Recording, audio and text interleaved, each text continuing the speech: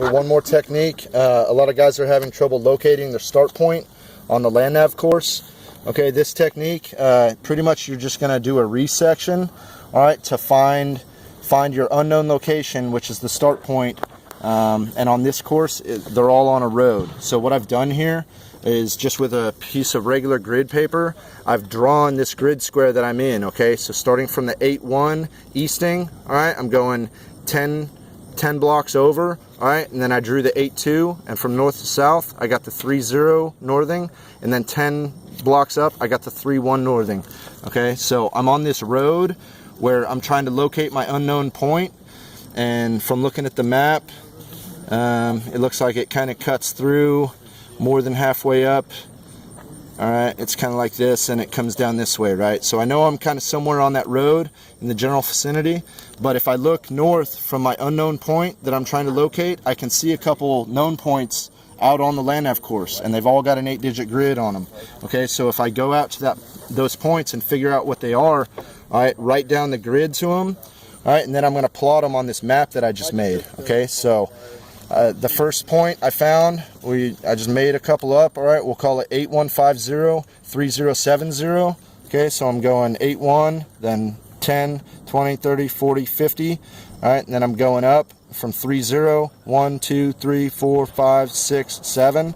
Okay, so there's one known point. Okay, and then I'm going to actually run out to that point from my unknown point. All right, so I can see what the azimuth is from that known point, all right, back to my start point, which I'm trying to figure out what the grid is. Okay, I shot an azimuth and I got somewhere around 161 degrees. Okay, so now I'm going to take my protractor, all right, make sure it's all lined up, put it on that known point, all right, and then I'm going to look 161 degrees. 161. Okay, so 161. I'm going to be crossing the road like right here. Alright, so I got to move my protractor out of the way. Alright, so my line pretty much looks like that. Okay, and then, you know, go back to my unknown point, my start point that I'm trying to figure out. And then if I can see another point, maybe off to the east a little more, alright, I see another point, I run out to that one. I see the 8-digit grid is 8175. 3047. all right, again, just a random grid I made up that's pretty close.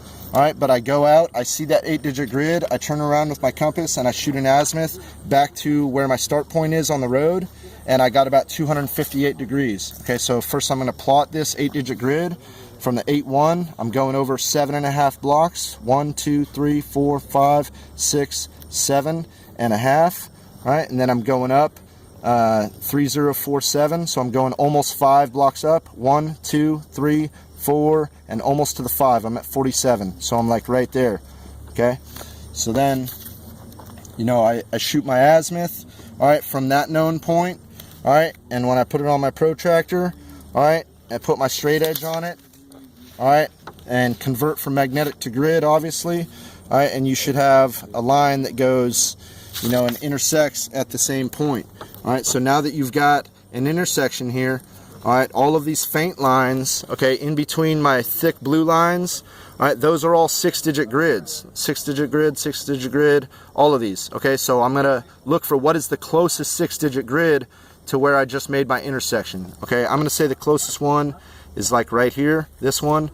So I'm just going to count that over. That's 8-1, 1, 2, 3, 4, 5. So that's like 815, and the northing would be 30, 1, 2, 3, 4, 5, 6. All right, so 306. Obviously, don't forget your grid zone identifier. All right, and that's an easy method you can use. Hopefully, you get a go.